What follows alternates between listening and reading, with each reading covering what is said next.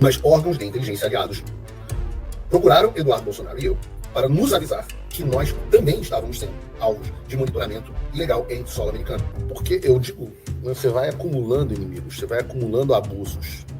E o Alexandre tentou dar muitos passos maiores que a perna. Não só no caso do Felipe Martins, mas nós tivemos também nos últimos dias o caso da Flávia Magalhães. Se você não lembra do caso dela, eu já trouxe o advogado dela aqui no programa, e a própria Flávia, e eu faço aqui, eu cito o caso, citei também o caso da Flávia nas minhas audiências no Congresso, eu faço aqui uma recapitulação.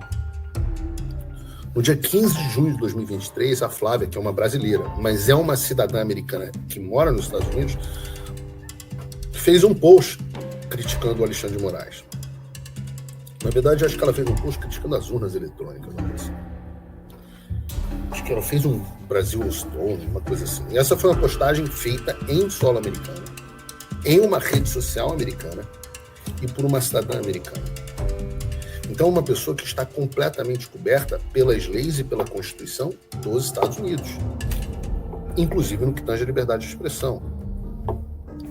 No entanto, algumas semanas depois, ela descobriu que a conta dela no X havia sido banida por uma decisão judicial brasileira.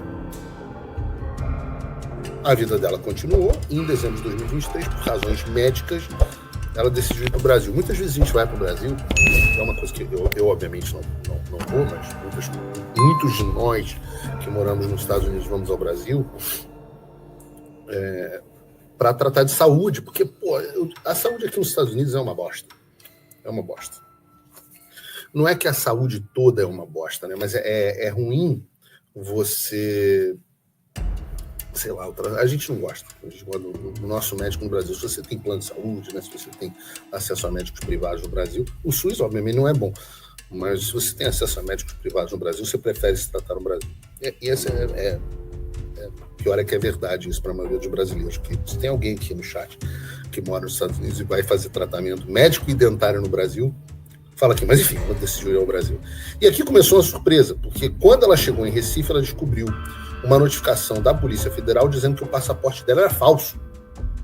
E ela soube disso porque deu a sorte de encontrar um agente da Polícia Federal que não faz parte da Gestapo do Alexandre e que confirmou que o passaporte dela era verdadeiro e informou a Flávia que havia uma restrição no passaporte brasileiro dela, recomendando então que ela entrasse no Brasil com passaporte americano. Ela gravou um áudio explicando tudo isso com uma amiga e esse áudio viralizou. Depois disso, ela deu uma entrevista ao meu amigo, querido amigo, um abraço para ele, saudades, Coronel Gerson Gomes, e a partir daí a perseguição se intensificou ainda mais. Em abril de 2024, ela descobriu uma ordem de prisão contra ela, datada de 8 de fevereiro de 2024. Porém, uma vez que o advogado dela teve acesso ao processo, descobriu que a ordem de prisão havia sido dada no dia 30 de dezembro de 2023, algumas semanas depois dela retornar ao Brasil. E no mandado de prisão constava o nome do passaporte americano dela, Flávia Magalhães Soares. Talvez percebendo que a cagada tinha ficado evidente mais, em janeiro de 2024, o Alexandre muda o mandado de prisão e adiciona também o passaporte brasileiro dela. Um mês depois, a Flávia vai e participa de uma manifestação na Flórida, como ela já estava acostumada a fazer aqui com meus queridos amigos da IES Brasil. Chegando lá, ela teve uma surpresa. A organização do evento avisa ela que, diferente do que acontecia normalmente, ela não iria discursar na manifestação e ficaria em uma posição menos visível na barraca d'água. A razão, a presença de agentes da Polícia Federal do Brasil na manifestação. A Polícia Federal do Brasil estava monitorando uma cidadã americana em Fort Lauderdale, na Flórida. Falei agora igual o brasileiro fala, né? Fort Lauderdale. Em inglês se diz Fort Lauderdale. Na Flórida, por publicações que ela havia feito criticando o Supremo Tribunal Federal. Tudo isso sem o consentimento ou ciência das autoridades americanas e de maneira completa e absolutamente legal. Como esses mafiosos gostam que seja feito. Inclusive, eu posso dizer aqui que órgãos de inteligência, isso é a primeira vez que eu estou dizendo isso, mas órgãos de inteligência aliados procuraram Eduardo Bolsonaro e eu para nos avisar que nós também estávamos sendo alvos de monitoramento ilegal em solo americano. Algo que nós, obviamente, tomamos ciência e passamos a ter cuidado. E isso é algo que nós nunca dissemos publicamente, mas é a verdade. Nós recebemos informações de que também estávamos sendo alvo de monitoramento, inclusive pessoalmente, ilegais por agentes da Gestapo brasileira. E outros. Eu espero que eles tenham me visto nu, e tenham se deparado com o meu enorme pênis e falado: caramba, esse cara aqui, é melhor a gente sair fora. Que me monitorem de perto, vão falar assim: porra, pica. Quebraram todos os meus sigilos. Eu, por mim, projeto OnlyFans. Vou só malhar mais para melhorar o shape, mas o projeto OnlyFans é inevitável. Fato é que a Flávia relata que havia diversos agentes da Polícia Federal, sendo que um específico ficou rodeando a barraca de água e monitorando o que ela estava fazendo. Para a sorte da Flávia, um homem chegou para cumprimentá-la, porque havia visto a Flávia dar entrevista do Coronel Gerson, e então ela pediu que ele ficasse ali na barraca d'água, impedindo até que ela estivesse sozinha na presença dos agentes da Polícia Federal. Agora, vejam só o grau de distopia que nós estamos vivendo.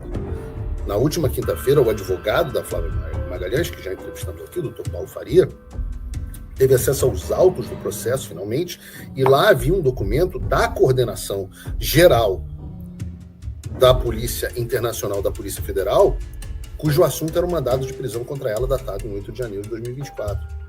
Juntando esses fatos, nós temos uma cidadã americana que foi perseguida por fazer postagem na internet, que só não foi presa no Brasil porque encontrou um agente da Polícia Federal que não se rendeu ao regime e alertou para que ela entrasse no país com passaporte americano.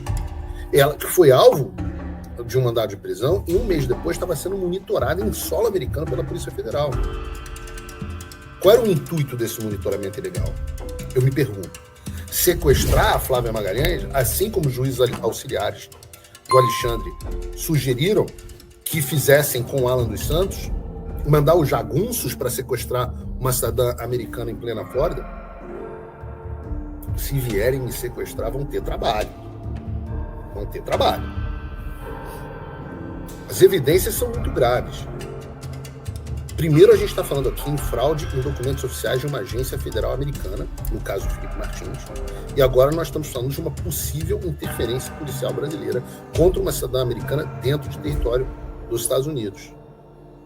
Na última segunda-feira, essa semana, a Flávia divulgou que, algo que gentilmente, obviamente eu já tinha conhecimento, mas ela tornou público, o fato de que os advogados do Elon Musk entraram em contato com ela, colocando uma equipe à sua disposição para defendê-la, inclusive na Justiça dos Estados Unidos. Os advogados vão encontrar o Dr. Paulo Faria, que está aqui em Washington, eu quero ver se até se eu encontro ele, que já teria encaminhado, inclusive, documentos ao governo americano, com mandado de prisão, documentos assinados pelo Alexandre, pelo Paulo Gurega, etc.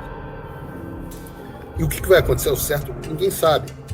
O que a gente sabe é que o cerco está se fechando contra o regime e muito mais estava oculto até agora está sendo exposto. Agora é a hora de pressão. E eu estou convicto que no final de tudo a gente vai ser vencedor. Eu não estou vendo recuo do Trump.